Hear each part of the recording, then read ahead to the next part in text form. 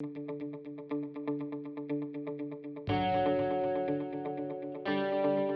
morning. My name is Chris Fox, and today we're talking about wiping the slate clean, metaphorically at least. This is something I feel like a lot of authors would benefit from. It's something that really plagued my life for a long time, where you just have all this stuff that builds up. As an example of one of the things that builds up, your email. How many emails are in your inbox at this moment? So if you go over there and you look at whatever your mail client is and you see how many emails are actually in your inbox, what is that number? I know people who have 20,000 or more emails in their inbox, and they never take anything out of it. They have no organization. They may read some stuff. They may not read other stuff, but they have, constant notifications and never have any idea what's going on with their email. I currently have two emails in my inbox. And I always keep it that way. Like, this is something that I don't negotiate on. And if I ever have a buildup in my email, it means something's drastically wrong in my life. Like, that's a warning sign to me. If I could scroll in my email, it probably means something's going on in my life, because it means that my system's breaking down. And that happens for all of us. And so it happened to me recently. And, I wonder what could have occurred in my life recently that caused that to happen. Yes, it is being a dad. But I woke up one day and I realized, oh my God, I've got like 150 emails that I haven't sorted through. Like, I need to get on this. And so I started to do so, and I started cleaning up. I wiped the slate clean. And there's a couple of ways you can do this. For me, I have like a whip fast system. I follow the getting things done model, and I just churn through my email. I process it very, very quickly. So it's easy for me to go through a bunch of email. But for a lot of people, if you don't have a system in place, if you are somebody who can look at your email and you've got, let's say, 4,000 plus messages, it goes back for years and there's no organization to it, why not create a folder called archive and literally take everything that is in your inbox and put it in the archive and then mark it all as read. So you can't see it. It's still there. If you ever have a need for that email, it still exists. You can go back and find it, but it's not in your inbox anymore. And then starting today, you make a pact with yourself. You set up 2 folders: later and actionable. And so what you do is every time an email comes in, if you need to look at that later, like let's say in longer than a week, you put it in the later folder. And if it's something you're going to have to deal with the next couple of days, you put it in the actionable folder. And if you can deal with it in 5 minutes or less, you just knock it out. And that's every time you're looking at your email. So let's say 3 emails have come in. I look at the first email. Somebody wants me to send them a link to an image. Okay, I go grab that image from my art folder and I fire it off. And then I take that email, because now it's done, and I put it in archive. If an email comes in and I can't deal with it immediately, maybe I'm waiting on somebody else to send me something, that's going to go in the actionable folder, because I know I'm going to have to deal with that. And this is a more simplified version of the getting things done system, but I figure the fewer the folders you're working with, the better. Well, this is a really simple way, guys, that you can wipe the slate clean. And I'm not suggesting that you just do it for your email. If there's other areas where you just feel like you've fallen entirely behind and there's all this work that needs to be done, is there a reason for you to cut bait on certain projects in your life right now? Does it feel like a morass and it's probably never going to get finished? It is okay to admit that project is no longer worth your time and to jettison it. And I'm not telling you, get rid of your flagship fantasy series or whatever it is you're working on. But I mean, if you were going to do an autoresponder sequence after, like maybe you took Tammy Librecht's course or you read her book, Newsletter Ninja, and you decided, okay, I'm going to make some changes in my list, and you just never got around to it.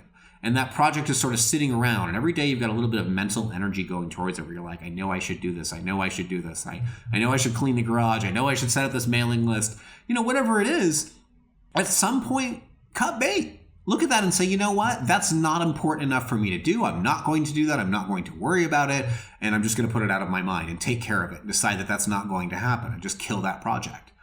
Saying no is one of the hardest things that I think most indie authors run into, because we're used to having to do everything and do it ourselves. And so we don't ever say no to anything. We're always like, I need every sale, and I've got to get, every image and every cover perfect. And I've got to do all, my own extra editing. And I have to run, all the contractors or employees that I might have. Like, you're always trying to do everything. Well, at some point, take a step back and say, no, my time is valuable. Are your priorities, and I hate that word, I really do, it should be priority, but let's say your top 3 priorities, are those getting taken care of every day? Are you writing to your word goal every single day? Or is a lot of your mental energy being siphoned off by these projects that you are planning to do and aren't really getting done? Because if that's the case, you could kill all those projects and then double down on the writing and on the marketing or whatever else you need to be working on to further your career at the moment. And you're actually going to get stuff done. It is so much better to silo things and to focus on the stuff that you're good at and enjoy doing and get that done and outsource everything else. Or just decide, you know what, it's not going to get done. I spend so much time applying the Pareto principle to my life, the 80-20 rule. Is this the 20% of actions that's going to propel my career forward? And it's funny because I neglect a lot of the things that I should be doing. I mean, I'm not going to lie. Like half my books, the keywords are not up to date and badly need to be redone. And would that optimize some of my sales? Absolutely. That would make it, more efficient for all of my ads. It is something that should be done. But if I have to choose between I'm writing 5,000 words on a new project or I'm going to be optimizing keywords on old books, one of them's getting done and one of them gets added to a pile that will eventually go to a contractor to take care of for me. You really have to decide what you're doing. So don't be afraid to wipe the slate clean and to take things off your plate that you shouldn't be dealing with. If you are in a position where you can afford a virtual assistant or a personal assistant or somebody that can do this stuff, get it on their plate. Focus on the stuff you like doing that you're good at.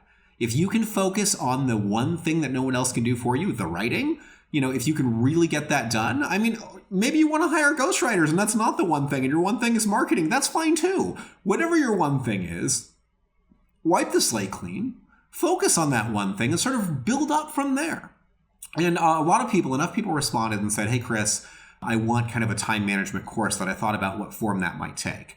So I've got some working titles that I probably am not really ready to share yet, but effectively it's going to be about streamlining your author business and getting it to run in 30-minute time blocks. So if you're familiar with the Ads for Authors book and course, I introduced the concept of time blocks there. That's the foundation of what you can and should be running your author business in. And I'm looking at what are the things that you need to know as somebody who's going from 5 figures to 6 figures. What things should you be aware of? How can you optimize your business and get it to fit in these chunks? What sorts of contractors should you be thinking about hiring? And how can you best optimize your time? So I want to mix in a bunch of career survival advice for indie authors. Like, here's the stuff that got me from my first year I was a 5-figure author to being a 6-figure author. If you want to make that transition or go from a no figure to a 4-figure author, what do you need to worry about? What are these things that you need to have on your radar? Gosh, I've been doing this since 2014 now, if you can believe that. And in that time, I've learned a lot about how to optimize my business and what's important to do and what's not as important to do and what can I let slide and all this stuff. I'm not nearly as up on updating my Goodreads page on launch day for a new book, for example. Like, oh no, it slipped 2 weeks and I wasn't on Goodreads. Whereas when I put out my first 2 novels, man, that got done. Like, I was convinced that was the most important thing I could do, not working on the sequel, but, got to make sure it's on Goodreads. Anyway, I've rambled enough about this potential course. I will tell you more about it later. If you have questions, you can ask them in the comments. But as far as the title of the video, Wiping the Slate Clean, guys, please do that. It's January. Maybe last year was tough for you. Maybe it wasn't. But whatever the successes or failures of the past, it is okay to give yourself a blank new page and start writing again.